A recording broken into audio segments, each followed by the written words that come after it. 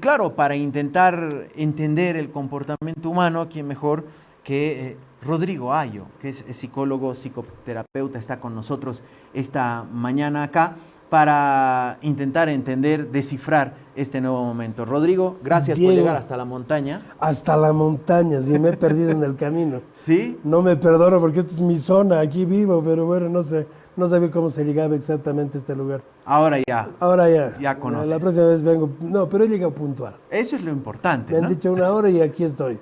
Perfecto. Y además hablando de un tema que me parece a mí fascinante, de verdad, me parece fascinante. Porque el mismo término no se lo ha tratado de explicar de un lado, del otro, pero creo que volvemos más bien a un tema muy humano, muy humano. La identidad de un ser humano responde a la pregunta de ¿quién soy yo? ¿Quién soy yo? ¿Te la has hecho esa pregunta alguna vez?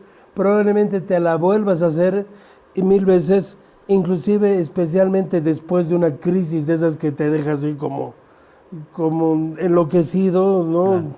Tu esposo se fue con otra persona, ¿quién soy? ¿Para qué sirvo?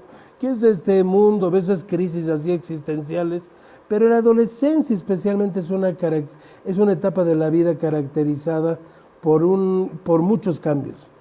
Entonces, especialmente la adolescencia es cuando se consolida la identidad del joven.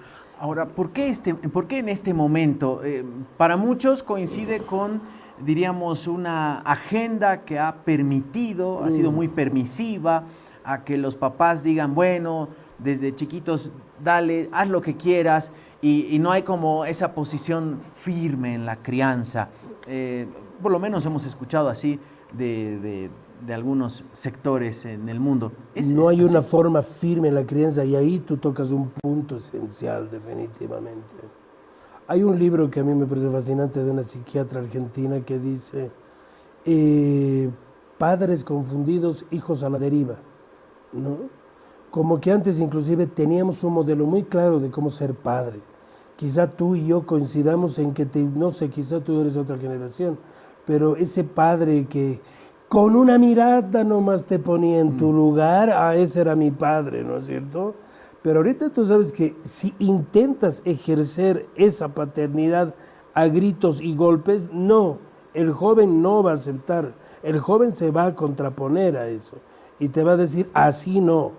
Entonces, este tema de Terian sí nos está poniendo en evidencia, yo creo que un tema crucial, esa necesidad del joven de identificarse con algo.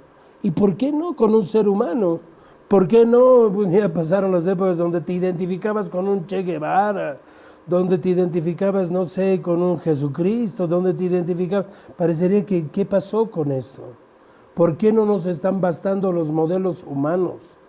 Yo creo que ante todo vemos un joven que se le ha dicho, tú tienes que sentir así, pensar así, y si no eres así, tú estás mal. Entonces descartaríamos en esta, diríamos, especie de checklist que, es que como son de una generación que no se les puede gritar, no se les puede un cinturonazo o cualquier cosa que antes funcionaba y así era el modelo, el resultado es este. Definitivamente, ¿no? Ese modelo de padre rígido, autoritario, inclusive abusivo, no funciona en esta época. No va más. Entonces, desgraciadamente a veces el padre ha sido al otro extremo. Imaginemos de un padre agresivo a un más bien padre pasivo. Contemplativo. Contemplativo, si quieres llamarlo, ¿no? Así donde hasta le da miedo decir, el otro día estaba con unos papás que me decían, ¿y ahora cómo le decimos a nuestro hijo que tiene que venir a terapia? ¿Cuántos años tiene su hijito? 5. ¿Y qué? O sea, ¿tienes un niño de 5 y caminando de puntitas? Discúlpame, tenemos una generación de cristal porque tenemos padres de cristal. Padres de cristal. Entonces no es la generación de cristal. Qué rico y qué fácil lavarnos las manos. Pero creo que no es el camino. El camino es darse cuenta que nuestra paternidad, de por ahí tampoco tenemos modelos claros.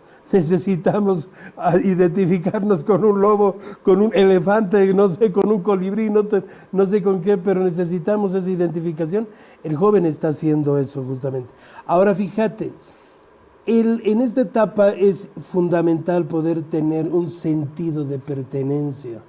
Y esto además es dónde pertenezco. Yo te hablo de alguien que socialmente puede no ser nadie, un joven, pero cómo ha encontrado a través de sus redes sociales una comunidad donde él es el Señor, el que manda, el que dirige y demás. No te estoy hablando de una cosa real, ¿no? Entonces no te estoy diciendo una cosa ficticia. Lo que estamos viendo es que estas comunidades, antes probablemente eran emos y demás cosas, esas subculturas, hoy se llaman justamente Terians y han venido justamente a esto, a ser visibilizados. Pero están creando un espacio donde son aceptados, donde se sienten libres. Así que donde encuentres un joven que te dice, yo soy un lobo, más que asustarnos, debería llevarnos a decir, ¿así? ¿Conversaremos de esto?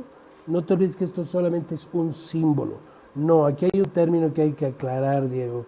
No es, no me siento humano y quiero sentirme una bestia. No, eso no es. Ahí entraríamos en el terreno patológico. Ahí estaríamos hablando de lo que realmente sería un trastorno mental, ¿no? El joven no está negando el ser humano, pero sí se está identificando con un animal. Y ahí está la clara y difícil diferencia, ¿no? No, ay, si viene mi hijo y me empieza a ladrar, yo le pongo croquetas y lo llevo con el perro. No, no es esa la solución.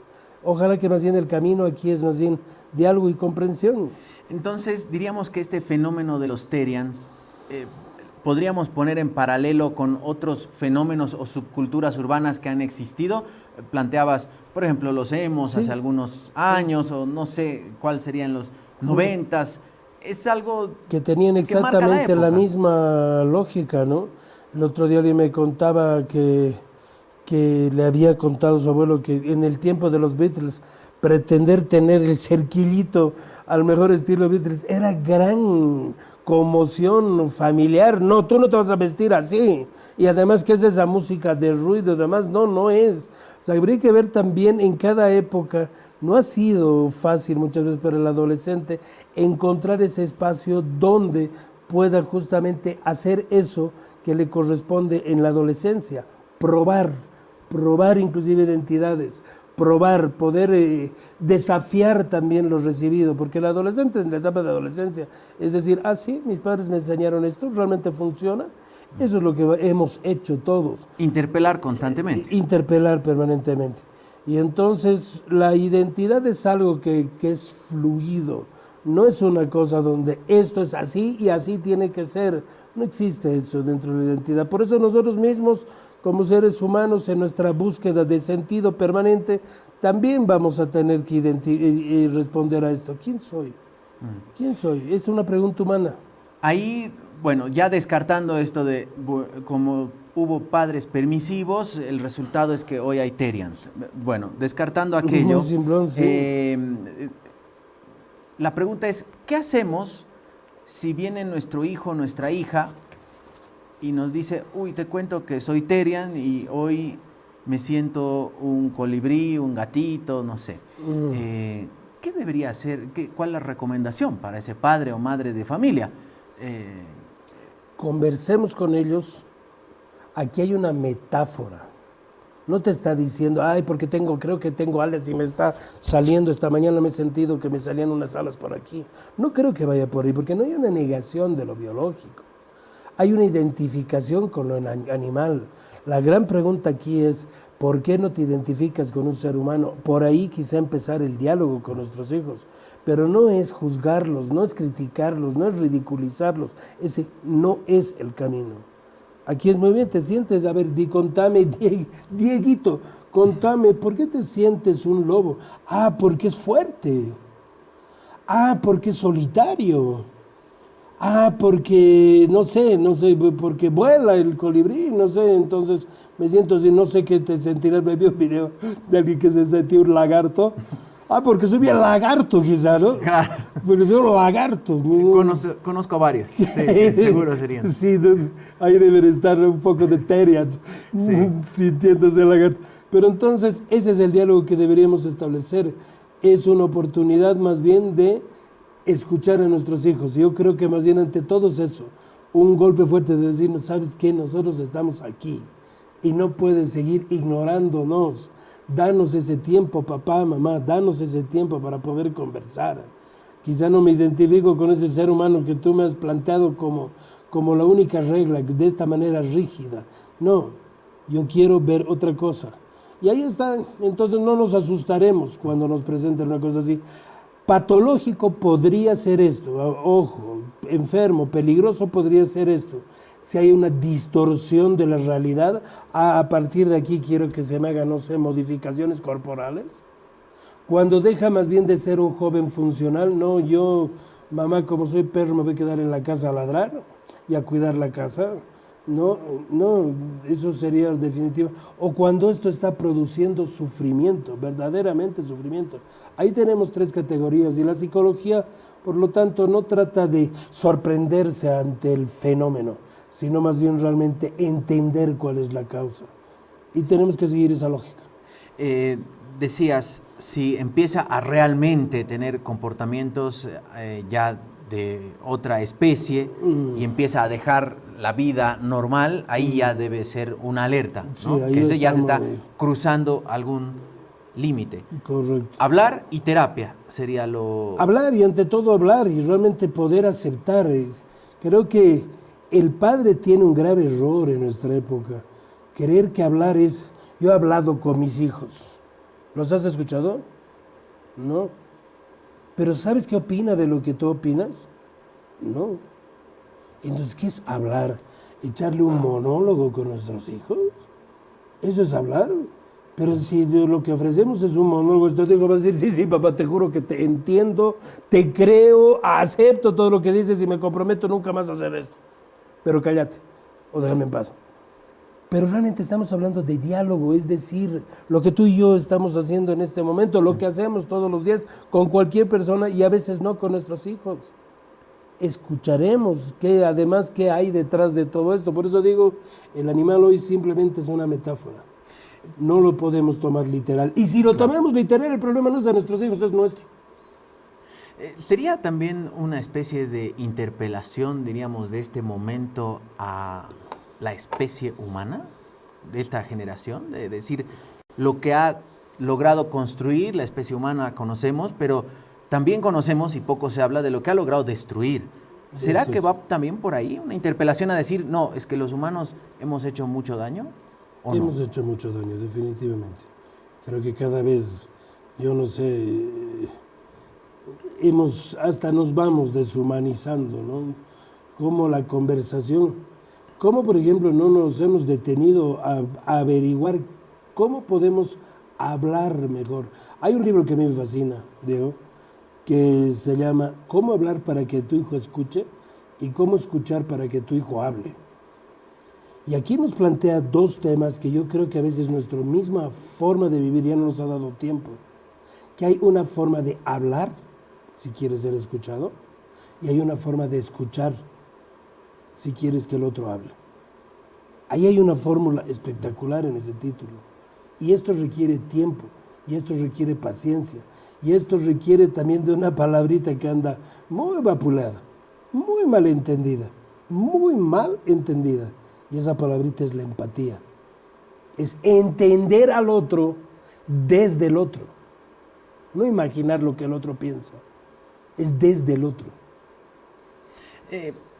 A propósito de este fenómeno de los Therians, y claro, de esta postura, tú decías esta palabra vapuleada, la empatía, hemos visto que este fenómeno que empezó a hablarse mucho, sobre todo en Argentina, y de ahí, claro, en realidad trascendió rápidamente la cobertura mediática, porque ya existían, diríamos, los que se autoidentificaban como Therians en otras latitudes.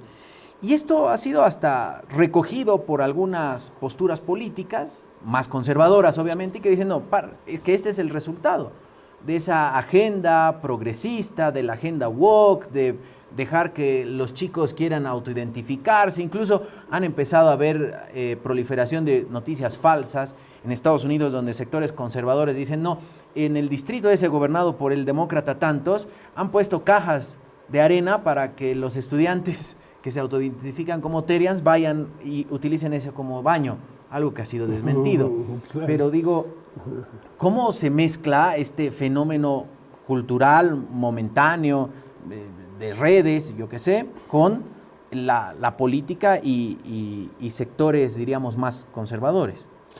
Probablemente también nos refleja esto mismo, ¿no? Estamos en una etapa donde el ser humano inclusive ahora dice, yo soy lo que digo ser. Hasta ahí hemos llegado, ¿no? Y yo parezco hombre, pero puedo no ser hombre y puedo elegir. Antes estas cosas definitivamente eran dictaminadas, ¿no? Por la misma religión, por la sociedad, por la cultura. Hoy ya no son absolutismos y quizá también ahí nos vemos, llegamos a este punto donde yo puedo inclusive decir que soy un perro, ¿no? Esa autopercepción. Pero aquí hay una necesidad de identidad y de identificación. No es lo mismo ni es igual. Aquí el discurso de estos chicos es yo me identifico con un lobo. Yo no soy un lobo. Mi identidad definitivamente, pero me identifico. Soy un ser humano que me identifico con un lobo. Ahora este tipo de cosas sí... Y yo más bien me imaginaba que el origen de todo esto, todo esto del terianismo, y seguramente vamos a conocer otro tipo de manifestaciones, se cocina a fuego lento y en la oscuridad del internet.